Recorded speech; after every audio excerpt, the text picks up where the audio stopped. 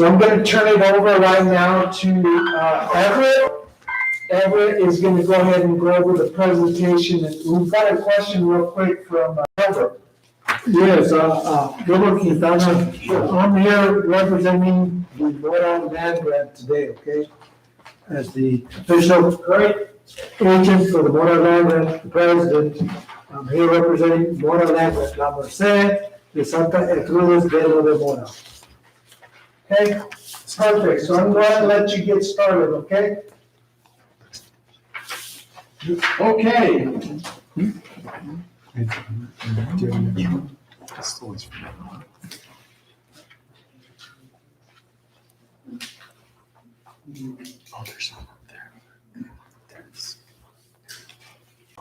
Okay, am I up and running? Yes. Yes. All right. Well, it's an absolute delight being with you today. The only thing that would make it better is if I was actually there in Mora with you, like I was yesterday, as a matter of fact. Did a little day run over and back. Anyhow, I work for USDA Rural Development. The presentation that I'm going to make today is going to take a little longer than the 15 minutes that we were initially told it would take, because I think the people who are here today in the audience are very important community leaders that need more than just an overview of what the Collaborative Vision's Mora Empowerment Project is. We have a memorandum of understanding with the Mora County Commission to utilize space in the county complex building. We're assisting with raising funding for the completion of that building and for outfitting it for the purposes of the project that we're going to discuss today. We're also assisting other community organizations with raising funds for their projects and endeavors. And so we need the community leadership people to understand fully what it is that we're doing. And as John mentioned a little bit ago, this is our first outreach session. We'll be doing other sessions with other groups around the community, but this is being professionally recorded today. And there is a link to a Facebook site where community members can access the presentation YouTube site tomorrow. Okay, so I work for USDA Rural Development, have for the last 10 years. Before that, I was involved in a whole variety of private sector enterprises.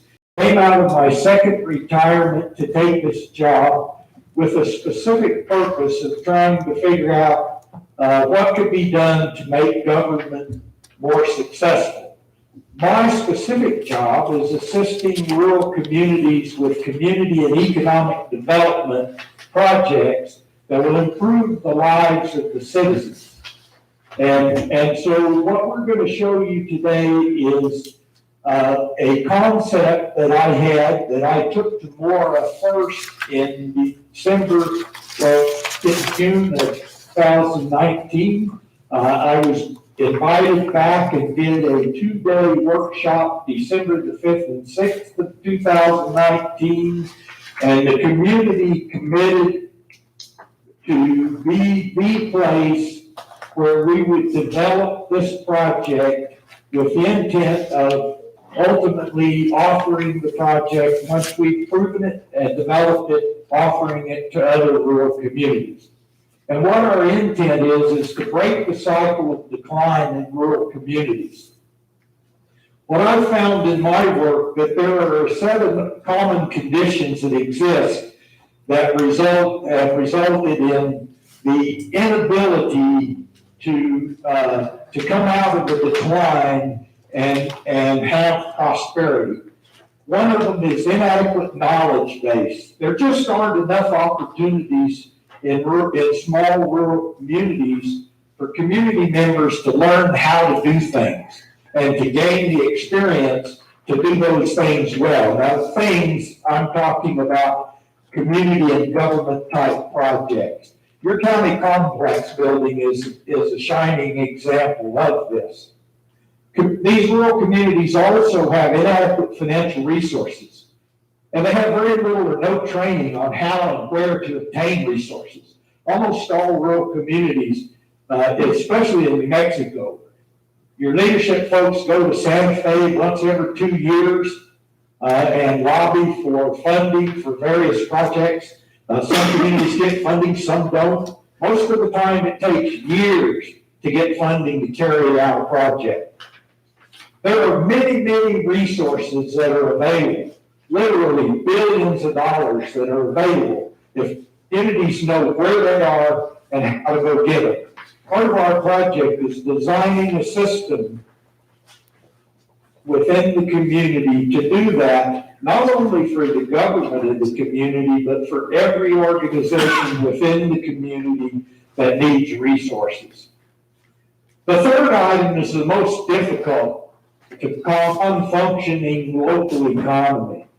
And the fact of the matter is that there are not very many businesses left in the Mora community where people can spend money. So you get no residual effect of money creating jobs and so forth. So the project that we're going to talk to you about today addresses all of these issues.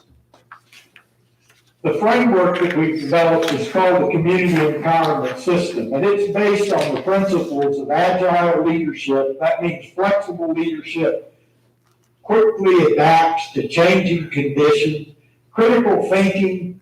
That's a process of coming up with the best solutions, not just a solution, but the best solutions. A system based on equity for everyone and inclusive of everyone. Carries out strategic doing and continuous improvement. And of course, the normal processes of visioning, planning, implementing, assessing, and refining. That's continuous improvement. Within this inner circle of the diagram are the elements that the community empowerment system builds within the community. Starting in with the red head of the gears, that represents knowledge. We need to build a knowledge base within the community. Progressing clockwise, we have partnerships. We have to develop partnerships, engage everybody in the community. At the bottom, we have data. No community today and in the future will be able to function successfully without having control, access, and the ability to analyze data and turn it into decision support information to help prioritize investments in projects. Of course, you need financial capital and then connectivity. In today's world, you can do nothing without connectivity. And then at the very top of the circle is perhaps the most important, and that's collaborative innovation. Coming together, community members and leaders to look toward the future, find creative solutions to problems, and find opportunities that are going to yield the best return for the community. The system that we've conceptualized and brought to Mora is just a framework, and it's intended to be customized to fit the unique circumstances and needs of the specific community where it's being implemented. So in this case, what we're going to be specifically talking about today is the work that has been done in the last 2 years by citizens of Mora, the Mora community, utilizing this framework that we call the Mora Empowerment Project. The mission that's been articulated is to develop a system that connects people living in remote locations to the vast opportunities and resources of the planet, transforming those communities from a state of decline to prosperity, while protecting and preserving the cultural and environmental attributes that make them unique. We have a process, and these are little representations of little icons that you'll see in the upper left-hand corner of most of the slides in this presentation. And it involves the process of discovery, analysis and learning, deciding, and strategic doing. The program itself is a comprehensive program and tool integration. So it's one thing to bring ideas to your community, share those ideas and leave. That's typically what we do. It's quite a different approach to come to your community, share ideas, figure out how those ideas best serve your community, and then provide you the tools to actually carry those activities necessary out, and to leave you tangible resources and the infrastructure that you need to operate the system. And that's what we're doing. And so we have a foundation building component, and then the toolkit, and then of course, the main component is the economic engine. How are we going to bring money into the community? So in the first part, the community heart and soul is the system that we're going to use for discovery. And it's a system that involves everyone, focuses on what matters, and it plays a long game. This is not just about the people living in Mora. Mora is a community of continuity. The land, all the resources pass from generation to generation. That's the culture of Mora. So the systems that we develop should be designed to work with that culture. So then I'm going to quickly go through these slides. You have the document there to keep, and so you'll be able to refer back. But these are just questions that doing the Community Heart and Soul program, they're going to be asked. This is going to be information that's going to be derived from the answers of hopefully every single community member. Where P&Z and other agencies of the government there come in is you already have a lot of data about the community. You know where those resources are. You have a good idea about what you have and what you need. We'll be collecting that data. You have a good idea about what deserves preserving and protecting. And this is really the objective of all of this data gathering, will be so that the community can articulate its core values. What are your core values? How do they relate to who you are? And the big thing is that a benchmark for leadership. Are your decisions consistent with your core values? One of the exercises we'll be doing in data gathering is collecting data on all of the forms of capital. This is the WealthWorks model, and there's two categories of capital, soft capital and hard capital. Traditionally, we only focused on financial capital to determine whether a community was prosperous or not. Well, a picture of the community's financial capital is not enough information to know much about the community. And in a community like yours, it's rich in culture, traditions, has an abundance of natural resources, all of that really makes it a very prosperous place in regards other than financial capital. So this helps the community get a complete picture of what the situation is. This slide actually goes into a little bit of detail about each of the forms of capital. Then, of course, we will do some training and teaching, and we'll teach you how to use the data that we collect in order to prioritize projects, select the ones that provide the most opportunity, invest in ones where there's areas of weakness. We'll teach that. And of course, all of this is a form of empowerment so that the community can make good decisions for the future. Some other tools that we'll be teaching and training is agile leadership and strategic doing. And we won't talk a lot about that now. It's a tool that comprise the Mora Empowerment Project. I've already mentioned that data is absolutely important to the future. So we'll be setting up a system that is a data services contract with a data services provider for cloud space for the community to store its data. And of course, it'll be protected, it'll be secure, it'll have the analytics tools that you need to turn the data into useful information. And this is just a little diagram about how it can be used, how it's set up and how it can be used. And then the project that we're working on immediately now, John mentioned that there's a lot of federal resources that are available right at this time.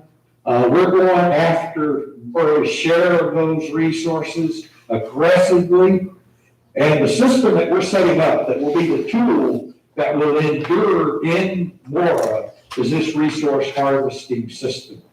This is going to employ a couple of local people that have an interest in this type of work, and we're going to give them professional training so that they not only know how to obtain financial resources for the community, but they also know how to oversee the projects that are carried out. And I don't mean manage the projects, but at a higher level, be sure that the projects are adequately managed, professionally managed, and that they have the people with the right skills on staff to carry out those projects, that they will be doing the financial accounting, helping with the budgeting, they'll be doing all of the compliance, the regulatory and legal compliance, managing the risk, and carrying out the reporting. We refer to that as good stewardship. And what we'll do is we'll teach the people that work at resource harvesting how to be invited to apply for funding opportunities that come up, because they're identified as superior performers in investment outcomes and in the work that they do in reporting and managing the paperwork and the oversight of the projects. And we have a tool that we're developing, and this is a technology tool that assists with finding those resources and so forth. But this tool is not only inbound, and that is connect the community to resources that are outside. It's also outbound. We're going to identify the resources in this community that have markets outside of the community, and through this Resource Connect, we're going to help community members and businesses get their resources to a larger market so they get better returns on their savings. This is just a picture of how the empowerment tools work together to create the community system. There's the data component, the community macro data system that has data that comes from a variety of sources. It has the data analytics tools for processing that.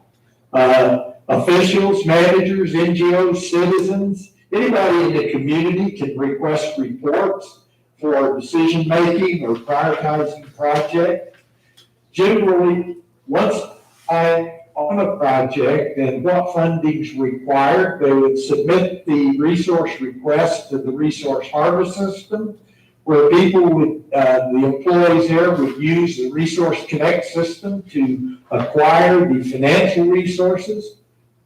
And then in addition to providing the financing to carry out projects, they would carry out the oversight, risk management, and other functions that I just talked about. Then the information that comes from these projects, the outcomes, the lesson learned, all of that feed back into the community macro data system. So the community will have a living memory of the processes, the outcomes, what worked, what didn't work. And that is a major empowering system. If you'll remember, I said one of the things that the community, that typically small rural communities lack is the knowledge base. Well, this is how you're going to build your knowledge base and how you're going to keep it current and how you're gonna keep it accessible. Now we'll move into my favorite part of this project. On this slide, at the top, we see Mora's graph from 2000 to 2020. When I talk about communities being locked in a state of decline, this is what I'm talking about. And if you go back in time, you see that this has been happening literally for decades. Down at the bottom, you'll see a graph that represents the gross domestic product of Mora, the GDP. What was the value of everything that was produced and sold in Mora? And there were ups and downs, but over time, you'll see that, it's been in decline. And a lot of that has to do with the decline in agriculture production. Of course, in the distant past, it had to do with the loss of timber, access to timber permits, just a whole variety of things that has resulted in that. In the middle, you see three buckets there that kind of represent how economies function. On the right-hand side, you see a bucket that has the wealth of the community, that the wealth stays in the community and it changes hands. There's businesses where people buy goods and services. Their expenditure of that money results in the growth in the businesses that creates jobs. Those people buy goods and services with the money they earn from their jobs, and the money turns over and over within the community. Then in the middle, you find what's been happening to our rural communities since the 1950s, the late 1950s. And that is that there were business declines, there were other businesses and services, better cars were built that could go longer distances and last longer lifetimes. People started traveling further distances to buy goods and services. And so money started leaking out of the community. And so on the right-hand side, you see the typical economist solution for how you solve that. And this is what they'll tell you. You just need to add more money to your economy. Don't they tell you? They never tell you how to do it. Create more jobs. Well, how the hell are you going to create more jobs? What are people going to do? You don't just go create jobs. You have to have first people that want to buy something, and then it has to be made and then sold and so forth. So this is what we're going to show you today, is how you can bring money into Mora to reignite a functioning local economy. And we're going to do that with a mechanism that we call the Connect Hub. So for the last 50 years, USDA has been pouring vast amounts of money into rural communities trying to reinvigorate small-scale agriculture enterprises, farming and ranching. But the fact of the matter is, things happened in our economy back in the 60s and 70s that are structural changes in the overall economy, corporatization of the distribution and the processing aspect of rural agriculture that create a situation where the scale of small scale agriculture enterprises are no longer viable. They may be locally viable. Certainly they're valuable from the cultural and social benefits that inure from carrying those activities out. But if we're going to bring prosperity to Mora, we have to get real. It's not going to be done through agriculture. We want to support that. We want to continue that. It adds value to the community. We do not want to diminish that. But there's a better way to bring a large amount of money to the community. And what we're doing is setting up a technology system that provides training and education, and it connects community members and businesses to the economic and employment opportunities around the world. Around the world. And then we also are providing within this an array of business and remote workers support services. In essence, we're building a system that provides the opportunity to connect, learn, and work. And this just is some examples of how the facility might look and what some of the equipment might be in the facility. And then I'm going to give you 3 examples here of what we call workforce accelerator concepts. So these are remote work opportunities that exist today. They're high-paying jobs that we can train people right there in Mora to do for positions that are open today that are high-paying and high demand. And so this page represents virtual reality. The large picture at the top in the center is an engineer that is monitoring a robot on a manufacturing line somewhere out there in the world. And his computer has received an alert that this specific robot is having some functionality issues. In other words, a sensor picked up a signal and sent an alarm. And in a remote location with virtual reality equipment, this individual is checking out all of the vital operating parameters of that piece of equipment. And if he identifies through his troubleshooting exactly what the problem is, about half of the problems he can solve from a remote location with a simple software reconfiguration or some adjustment that he can make to motors or parts or whatever, just through controls. And these are other examples that are out there. This is huge. This is really the mechanic of the future will likely use this technology. We have surgical, we have surgeons that are doing surgery utilizing robots hundreds or thousands of miles away from where they're at. And all they need is an operating room with the appropriately trained nursing staff and robotically equipped operating equipment. And they can sit at a workstation wherever they're at in the world and do precise surgical procedures. Very successful.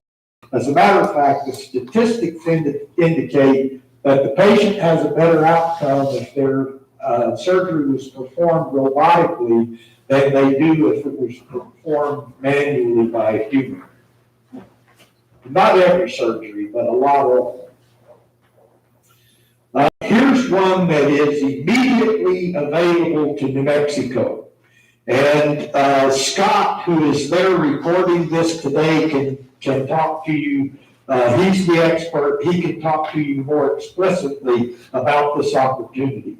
But what we're talking about is outfitting one of these work accelerator components there in the county complex building to teach and carry out these activities in remote job opportunities. And this is the post-production film, video, and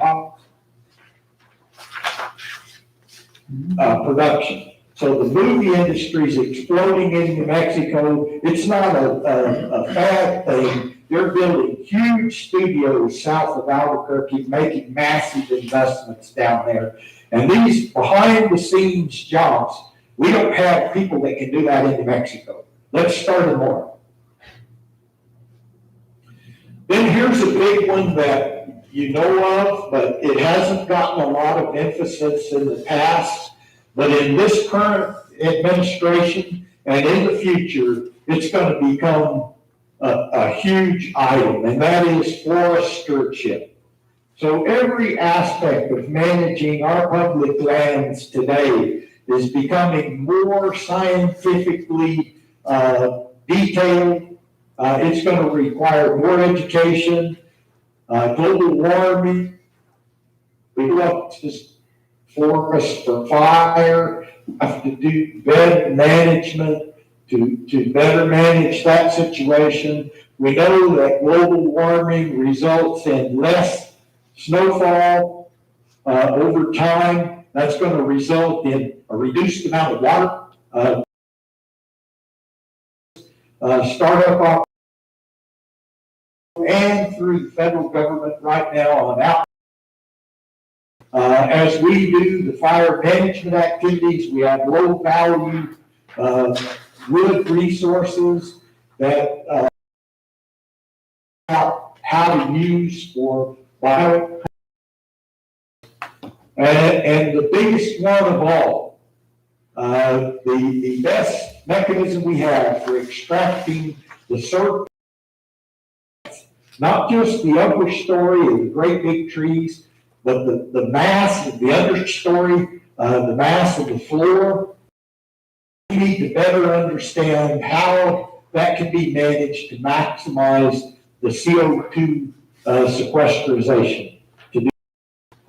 So these are just 3 examples of workforce accelerator programs that can be developed there. What they actually turn out to be will be decided in collaboration with community leadership, with the educators. We're partnered now with Highlands, Anita, and the independent school district. We're working with them to develop the curriculum that will be consistent with the goals and objectives of the community leadership. Now, having remote workers, one of the things that we've learned through the COVID experience is that people can't just always work from home.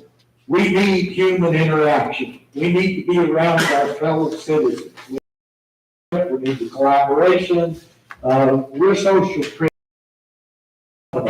We also know that remote workers can be very isolated and without proper support systems, they can be subject to abuse by employers.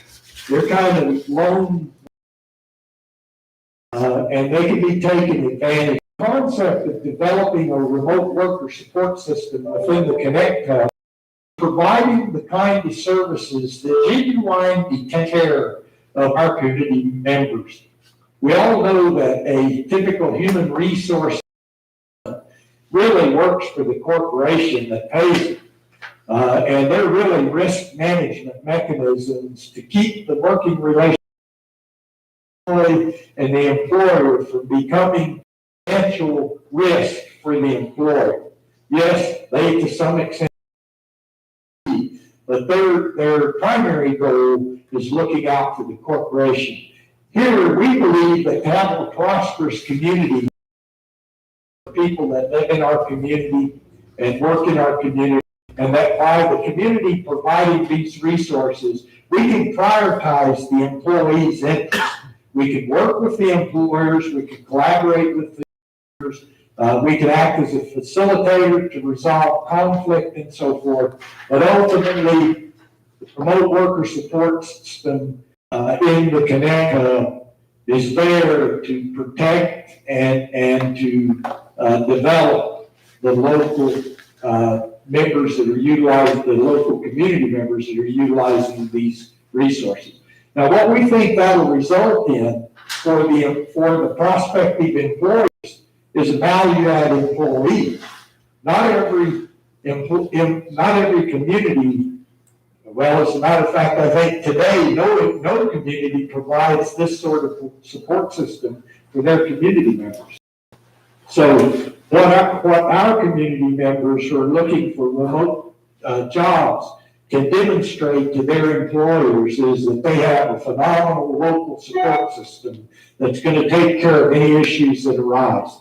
That immediately tells the employer they're going to get more productivity out of that employee. They're going to be a better investment. We think the result of that will be higher paid employees coming from the Mora community.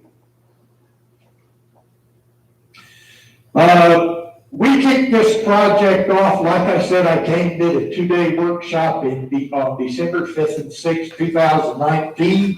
I came back on February the 19th of 2020 we rolled up our sleeves and went to work and came up with a plan of action. Our first plan of action, of course, you got to do the foundation work. We were going to do the outreach and the training. We're going to bring the community members together and let everybody in the community know what we were doing, what the project was about. We had that community meeting scheduled for March the 22nd, 2020. We were doing television, advertising, we were in the newspapers and in the newsletters and on the internet mediums. And then on March the 17th, it became clear that COVID was going to be a real thing and that it was too much of a risk to put community members at to carry forward with our outreach, and we had to put it on ice. We've continued to work since then, right up to this minute, in developing this project. And now we have a way to do a lot of our outreach virtually. This presentation is one of those methods. We have some other ideas and so forth. But in the background, we've been working on partnership development. And this is a list of partners that we've already developed, relationships that we've already developed. Have the Mora County Commission memorandum of understanding. We were able to get New Mexico Highlands University, I think $546,000 in grant funding for distance learning. About half of that money is being spent in Mora to stand up a distance learning facility there, end user facility at Collaborative Visions at the Helping Hands building, right in the room where you're at right now. It's anticipated that will eventually, once we have access and have the facility finished, be moved over to the county complex building. But that's some money we've brought in the community. We're right now through the resource harvesting system, helping Collins Lake Ranch acquire funding to build a meeting facility, a conference center that will be available to the entire community. We're also working with the Creative Council when they know what their financial needs are for the Main Street project, the plaza development, stuff like that. We anticipate that we'll be helping them. And ultimately, we're going to help everybody in the Mora community with whatever projects are out there. We believe that when people understand that financial resources are accessible and that we can back that up with project support so that projects get carried out successfully, we think that community members will come up with all kinds of ideas about how to make Mora the place where people want to live, work, and play. This continues the partnership development, and we've already had the first courses of writing fundamentals and grant writing tutorials. Very shortly, we'll be intensifying that. We have Kate Peck and John Scott through the Flying Pigs creative consulting on the payroll, and they are in the process of helping us with the funding applications that you see down here at the bottom.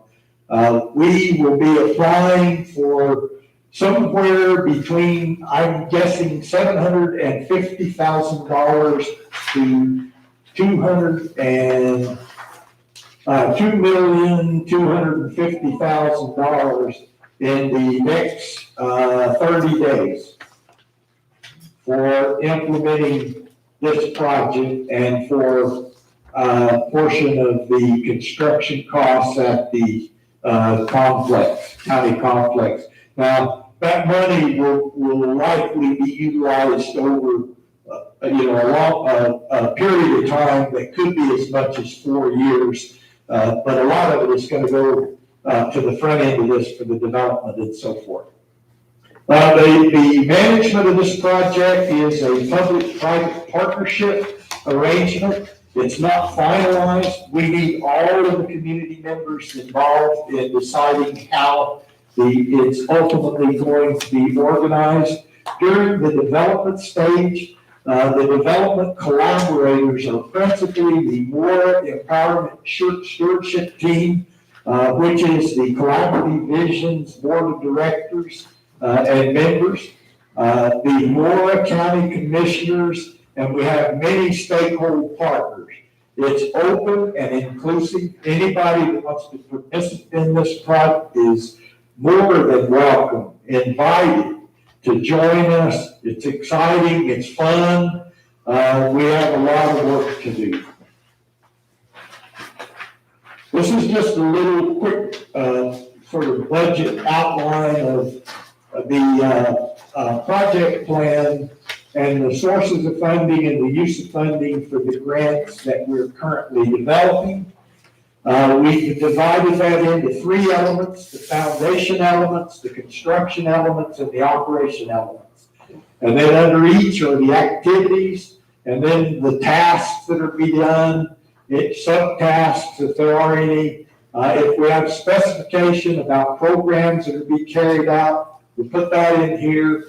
And then we indicate what type of resource is the primary resource needed for this specific activity, task before. And then we show the funding sources, federal funding, non-federal funding, whether the non-federal portion is cash or in kind, what the source is. This is a brand new document, just being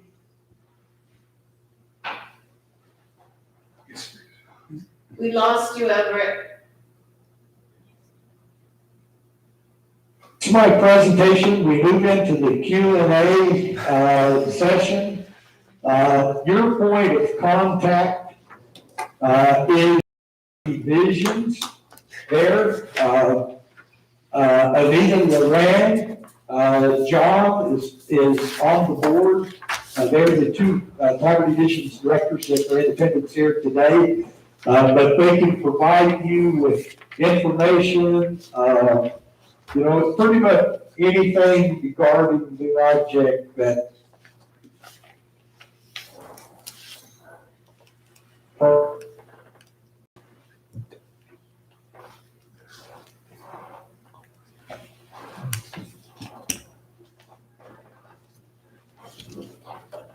Is he still talking? So he's locked up. Right at the end, that was good. Everett, can you hear us?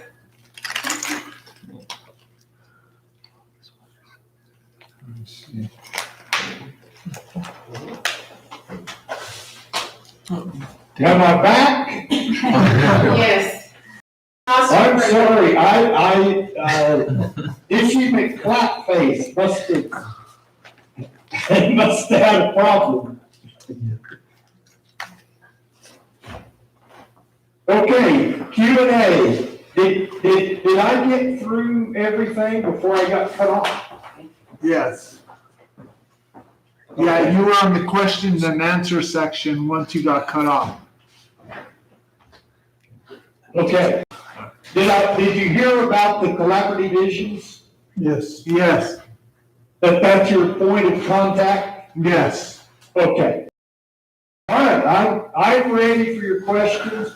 Don't forget to ask questions. John and Anita, fire away.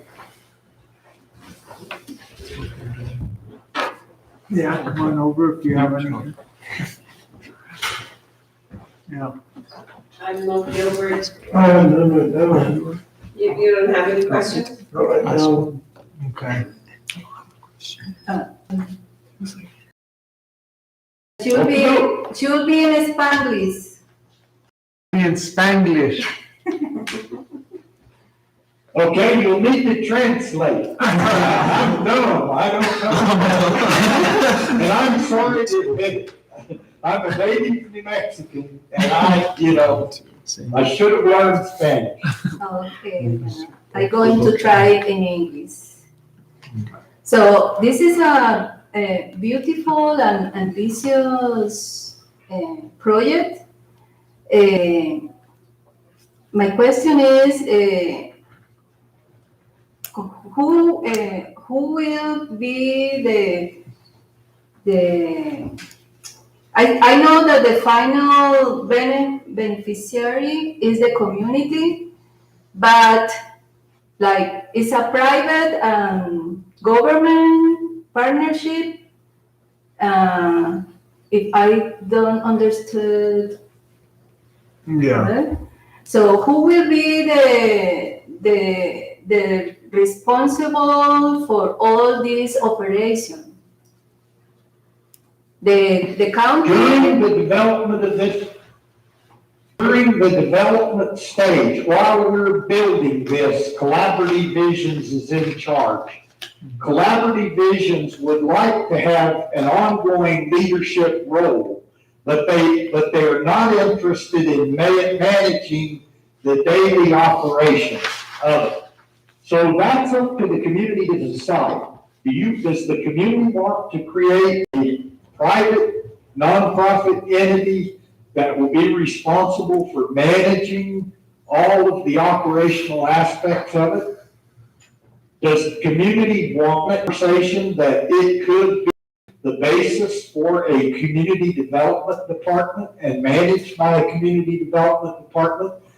There's also the conversation that you don't want to subject the enterprise to the whims of politics, meaning that you don't want to take the risk that a new county board of commissioners might get elected that doesn't like the project or doesn't want the project, and so forth. So there's a lot of considerations during the community heart and soul process. That will be information that we'll want to get from community members. What are your thoughts about that?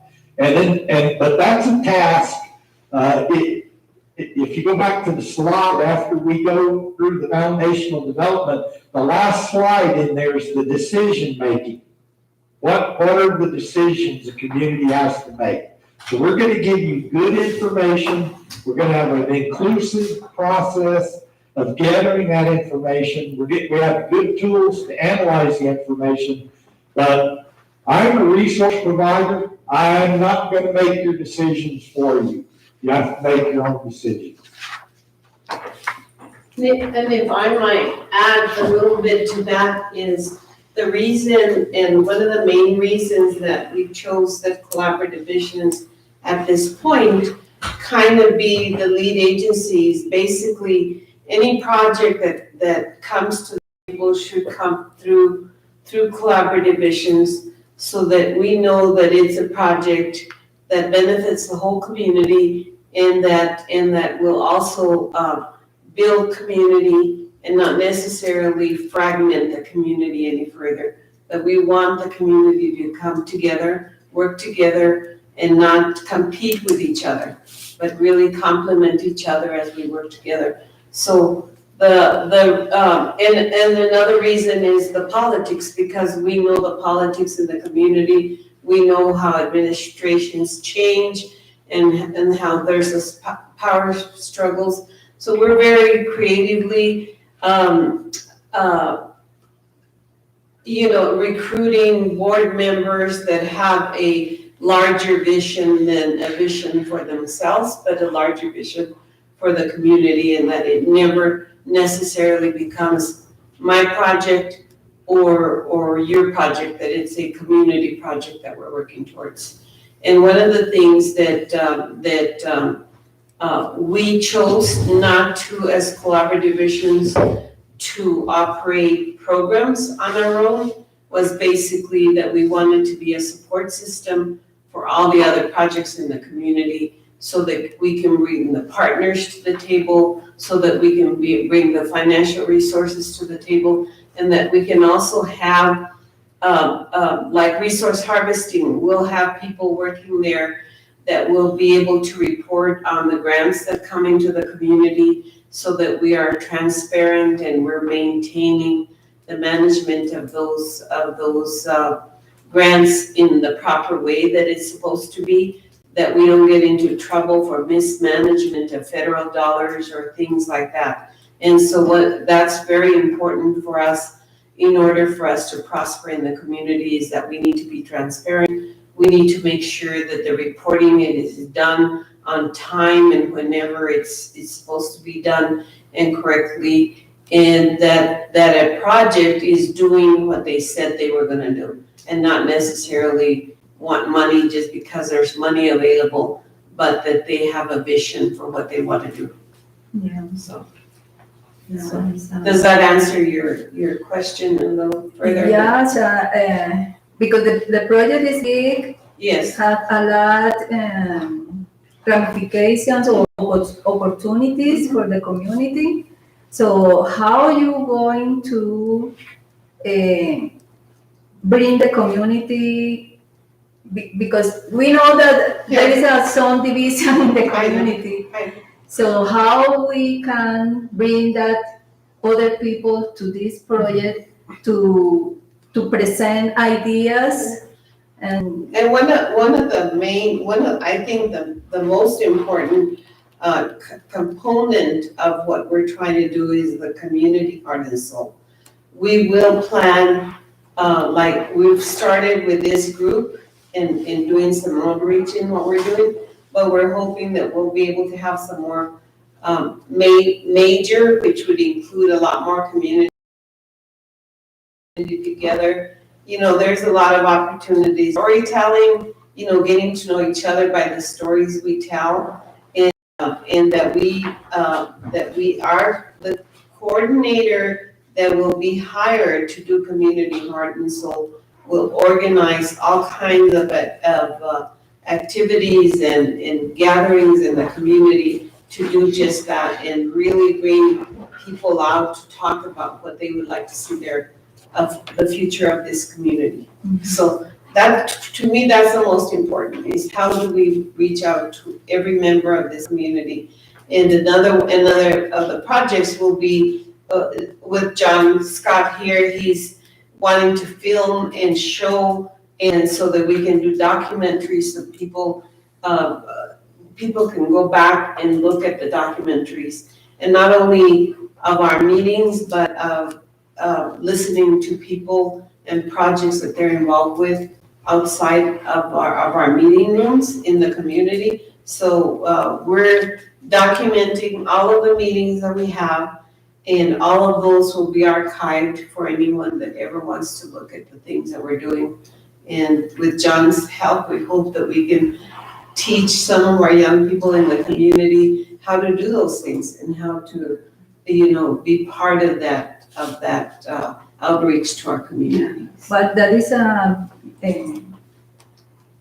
beautiful futurist because it's most of the projects are in the technology area. So for young people, it's a big opportunity to stay here in Mora. So, but there is the old people. they need Well, we can share our stories with them. They need to hear our stories and what we've learned as we've evolved in this community. Like, you know, I talked to our Vista volunteers, like Johnny and John and Cameron. I said, you can learn a lot from a community, from us, just by listening to people and just looking around you, and the struggles that people have had to endure for centuries to be able to live in this beautiful community. Because I think we're blessed with what we have. And I know a lot of people, right now, it's a destination for a lot of people because they can work from home. You know, we don't have all the tornadoes and the hurricanes and the floods and And the so- heat. and the heat, it's still cool, this building is cool, we don't have to have an air conditioning. Maybe 1 or 2 days a year we do, but otherwise it's pretty comfortable. And what we do need is a heating system, so it won't be so loud. But other than that, it's, we live in a community and it's being discovered. And I think one of the main things for us is that we maintain community control. We tell the people what we want for our community. We don't let the people that come to our community and tell us what to do. And that's very, very important for me, is how do we want our community to grow? And you play a vital role in it. You've established the La Voz, and people look forward to hearing from it. And it's good that as you're getting further and further on in developing La Voz, that's a big voice for the community, because people rely on that. The stories that are told through the paper and through and just the real stories that you guys tell about our past, so it's very critical. So we're gonna have to just designate people that, get you more involved so that you can keep telling the stories and what's developing in the community. Yeah, I involve young people in Yes. the Mora too. Yes, Mr. Everett said something about the agriculture, yes, and this Mora is an and agriculture. agriculture community. How this project will be the support for, I know that there is no money in the agriculture and we need to, but how this project going to support the agriculture for the people that still want to do it? Well, I think what we need to clarify is, this isn't a project. What it is, it's a process of how we can organize organizations within the community to go after what they want. So And what they need. Collaborative Visions is a group that has hired, John Scott and Kate Peck to go ahead and do some grant writing for the community as a whole. So if you specifically needed assistance with developing the paper and how can you make it bigger and better, well, if you came to Collaborative Visions that said, I need grant money for this, we have grant writers available to help the community, to help your organization, help build what you want. So I wouldn't say that this is a project specifically for this group that helps. This is a project for Mora. So think of it that way. I know we have John as a grant writer who's assisting to get these funds, because there's trillions of dollars that are coming through the country that we have access to. Mora never has access. You saw kind of the the graph that Everett described over the last 20, 50, 100 years about what Mora has done. Well, we've gone from here to here. We can't get money.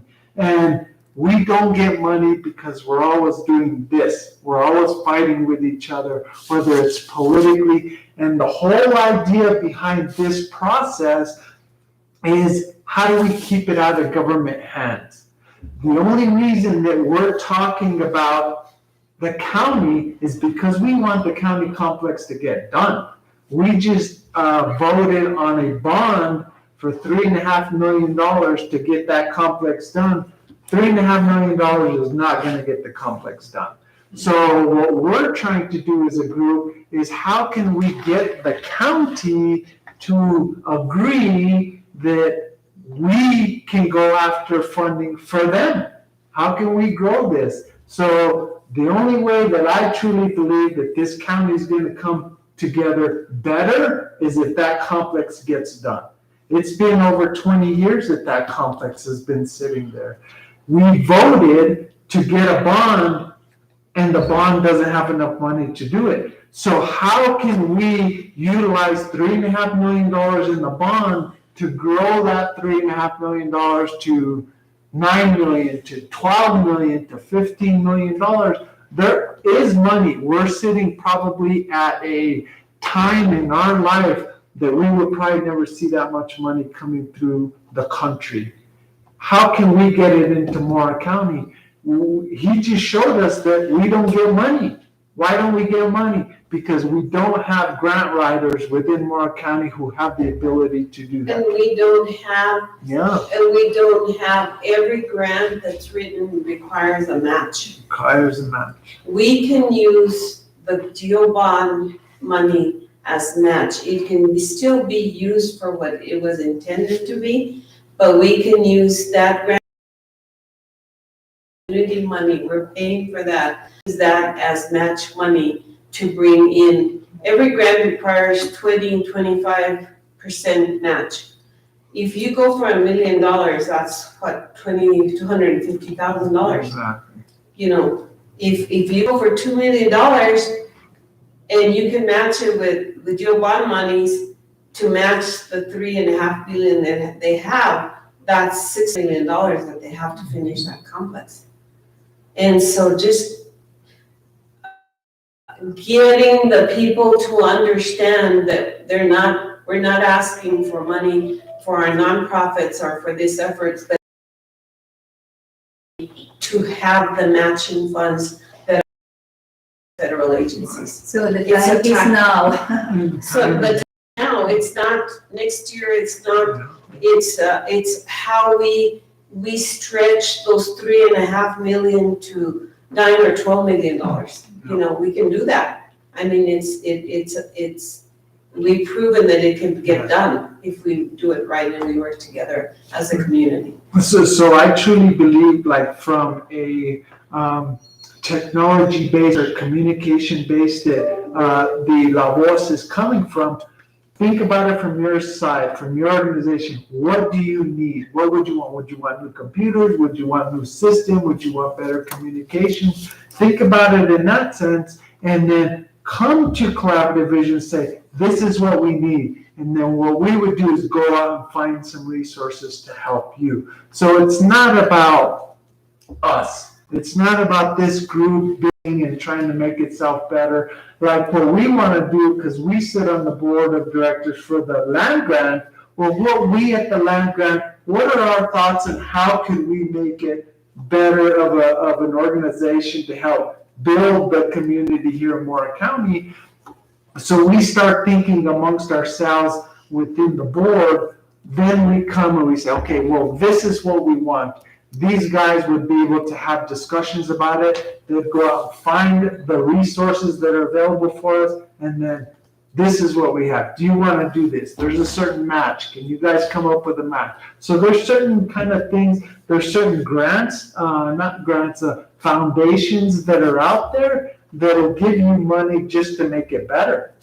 So it just depends on what you're going after. Are you going after like nonprofit resources? Are you going after foundation resources? Are you going after education resources? You know, that's something Collaborative Visions do. We were able to get $549,000 to come into this structure, but we worked with New Mexico Highlands to do that. So just a thought. So that's just kind of something to think about. And when the people can. Charlie? Yes, If I could, I would like to just backtrack a bit and address a couple of the questions that Nancy raised.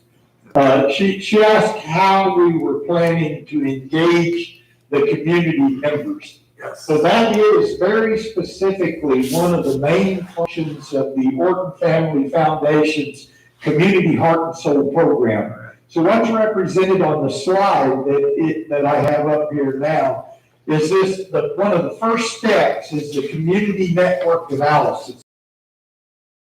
All of the community members and organizations figuring out how people connect today Do they connect at church? Do they connect through the school? Do they, what are the mechanisms in the community that bring people together?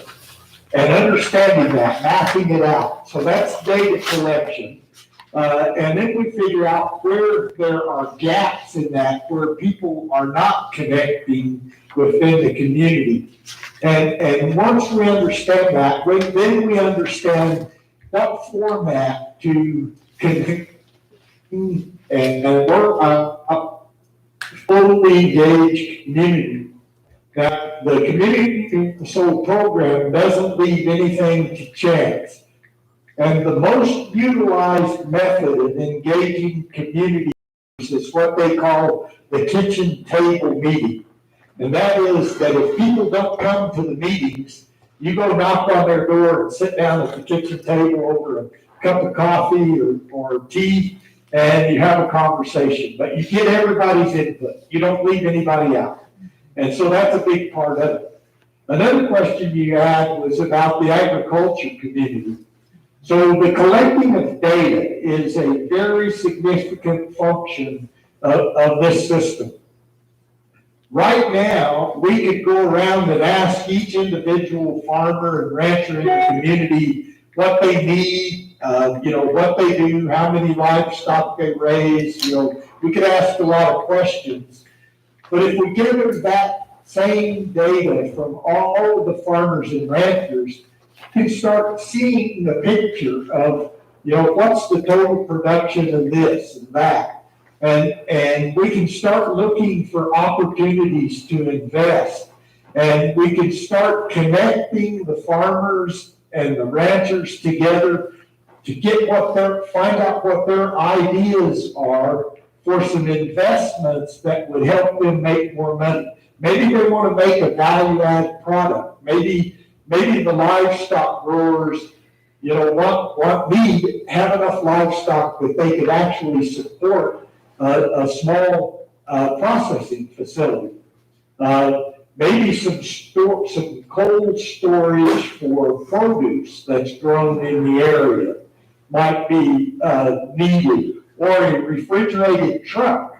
If there's one type of produce or meat where you need to go to outside markets with it, maybe a delivery truck. Anyhow, once you have the data and then you have the community members connected together so that you know how people communicate with one another and how to get hold of people and so forth, you can start finding out what the problems are, what the opportunities are, and you can start investing so that you get the best return on investment for that. Anyhow, that's what I have. Thank you. Thank you. Any other questions? Do you guys have any questions? No? No. You guys learned it all very good? I had questions, but they were. Yeah, answered. she answered my question, like how you are gonna get the agricultural community like into this project because they are a huge part of the economy here. Mhm. You answered that. I have one last one. Okay, that's okay. So I like this project that you said that we need to start for the education, for the knowledge. So when that, what will be the first? Because there is a lot programs that you can, but how do you going to do that? To start with this With the program? education portion of it, why, through our partnerships with Highlands, with Luna, Edward Martinez, he sits on our board of directors for collaborative visions. So he has new ideas that we can utilize for not a four-year college degree, but maybe forestry, maybe other ideas that he has that we can have 2-year programs or an associate's program in the community. And then Highlands University, if the youth in the community want to take college courses, they can come here or borrow a computer if they don't have that capacity in their homes, and they can attend school from here instead of having to travel and do all that stuff. And that's the capacity that we're building within our community. If, say, for example, the planning and zoning wanted to have a statewide meeting on issues that they want to discuss or learn from other communities, they can come to this facility and we can set it up for them. Those type of things, not just necessarily the universities and like even the Mora independent schools. What kind of needs are there that we can help facilitate for the children in our community? And those things, we should be set up here with all the technology that we have possibly by the fall, sometime in the fall. Because there's a backup in equipment and all of that stuff. It's taking a little time to get all of that stuff and equipment that we need. But I think that those are things that we can brainstorm when we meet and you talk to people, you talk to young people in the community. What would they like to learn? What are things that they want to learn that we can provide here at this facility? Anita? Yes. So, Nancy, the beauty of this system, this technology system, is you don't have to wait. It's not somebody else's calendar. You don't have to wait till school starts or class starts. You don't have to wait until you have 10 people that won't take that class. If you have one person in the community that needs to learn something right now today, they come to the distance learning facility, we'll find a resource that can provide that training, probably starting tomorrow. Yeah. We can get you enrolled, we can get you in it. You need financial assistance to help with the training. Our plan is that we'll develop a funding pool that we have so that we have funds right there in the program to assist community members with whatever they need. If you have 4 or 5 people that want to learn something, or if we get a call from an employer, hey, we need 10 people to do this. We say, okay, can you train them? We can connect your trainers through the distance learning facility. We can bring them in here. We can have them in here by Wednesday. We'll set up the class. Tell us what time the training program is. Your trainer comes in over the internet and we begin the training program. So the beauty of the system we're building is it brings an entirely different timeline. It eliminates the element of having to schedule things. And it also eliminates the issue of place. We can bring the very best educators and trainers to the community. We're not limited to just the people that we have here or there or elsewhere. We can reach out and find the very best distance learning trainers and bring that education to the community. So can I publish that in the next edition of La Voz de Mora? Yes. I didn't hear that. Her question is, can she advertise that in the next edition of the La Voz de Mora, the next edition? In July? With the caveat that it starts coming soon. We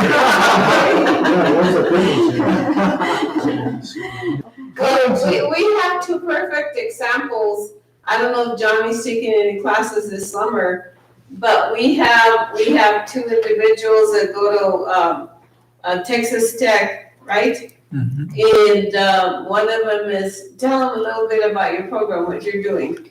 I'm an organic chemistry student or a biochemistry student, and currently I'm taking organic chemistry, the second upper level online here in Mora. So I'm staying here, and my resources are going out to the community while they're teaching me things from Texas in this case. Can I have an interview with you 3?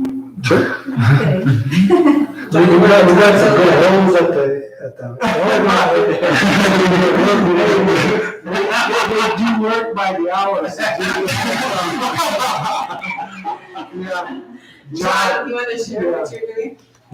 I'm doing mechanical engineering at Texas Tech, and right now I'm taking a Calculus 3 class, which is really exciting. It's applying things more to the world instead of just like paper and pencil. And you're going to school where? At Texas Tech. Texas Tech. Texas From Tech. Mora. From Mora. And Johnny. Johnny, wanna Sure. speak up a little bit so he can hear you. Okay, Johnny, for anyone who doesn't know me, I'm currently a senior at Eastern New Mexico University. I'm studying biology with a pre-med emphasis. I plan to attend medical school within the next few years, just depending on my test scores and whatnot. This summer I've just been kind of hanging out. I'm not taking any courses. I'm kind of taking a break, but I'm really excited about everything that's going on here, and I also want to thank you guys for all the work that you're doing. I think this is some really great stuff, and just helping the community, I think, is just really good. I'm from Mora originally, so anything done here is really great. So, and Johnny was able to participate at the very beginning with Everett in some aggressive grant writing. I don't know what, a couple of weeks or 3 weeks you guys participated. Every single day they would get up early in the morning. Yeah. How early was it? It was like 7. 7 and Yeah. and Everett worked with them, one-on-one with him and Lourdes Valdez. Right. They both. It was really interesting. I learned a lot through that process. So. And those are skills you can utilize for a lot of things. Grant writing, a lot of people think is that you need to grant write, but there's a lot of things that you can learn other than just grant writing. Is basically management of grants, doing all kinds of stuff. Even management of your own school, just how you write your papers that are required of you and stuff. There's, basically, a good learning tool for anybody, so. Well, I think we need a shout out for the Red Raiders, don't we? Yes, definitely. And then explain to them what you guys do above and beyond the school that you're doing online now. You're helping the community. What have you done over the last month? Explain to them. Well, they started about 2 weeks. They started about 2 weeks ago. So they've really been, I'll let them, but they just started. And so I've given them the opportunity to get out there and introduce themselves to the community and the places that they will be helping this summer in working with because they're with Hunger Free America. They're going to outreach to the people on the different programs that are available to help families, and they're also going to be helping in the outreach for summer meals for the children. Last year, Johnny and Lourdes, they found there was a big need. When they delivered the meals, they would go to a certain point to distribute the meals from the schools, but there's a lot of kids that didn't have transportation to drive to where they took the meals to pick them up. So they took it upon themselves to pick up the meals and deliver them to the homes of the children that couldn't pick them up. Yeah, and those type of things. And they'll be working with getting the word out to families on the programs that are available now through the CARES Act. And so you can talk about a little bit of what you've done, the extras as well, what you're doing and learning. And construction. Yeah, It's a little loud. since we got back, we've been helping a family build a barn / lodge on Holman Hill. And once they finish it, they're gonna serve it as a hunting lodge. So for other people from out of the state, wherever they come from, to come into Mora and hunt. So that money will be distributed throughout the community, and it'll just It's really cool. I've never built a barn before. So it's a cool experience. So they're getting other experiences in learning how the community works, so. Any questions for them?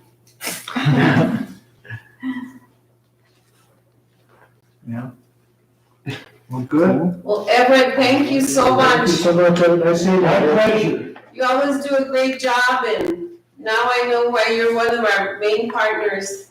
Yes, because now. And Scott and Malit have done a great job setting up, and I'm looking forward to see the link in the presentation. Okay. And it's on YouTube, It was It was great seeing you. live stream on Take YouTube. care, nice seeing you too. Thank you. Thank you. Thank you. Wow. ¿Cuándo podríamos tener la entrevista? These guys are need holes. No, the interview for la doctora. Oh, yeah. Maybe next week, Where do you guys? if you're available. That's whenever.